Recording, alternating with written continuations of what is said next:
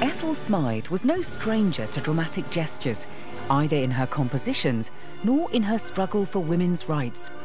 The British suffragettes of the early 20th century became increasingly militant. By the time Ethel Smyth joined the movement, they were smashing windows, wrecking golf courses, and even planting bombs.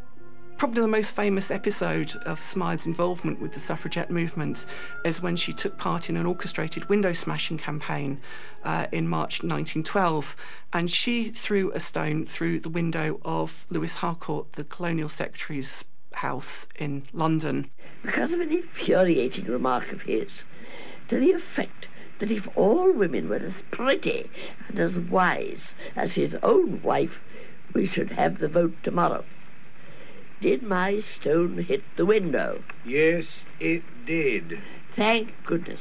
And that landed her a jail sentence in Holloway Prison, along with many other suffragettes, including Emmeline Pankhurst, who occupied the cell adjacent to her.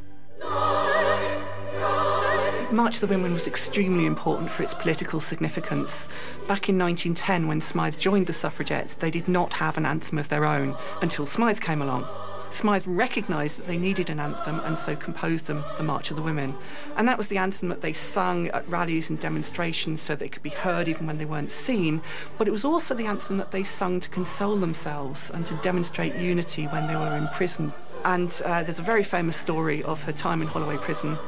Thomas Beecham, the conductor, had come to visit her, and the suffragettes were exercising in the yard below Smyth's cell, and she had thrust her arm through the bars in the cell window and was desperately trying to keep them in time, using her toothbrush as a makeshift conductor's baton.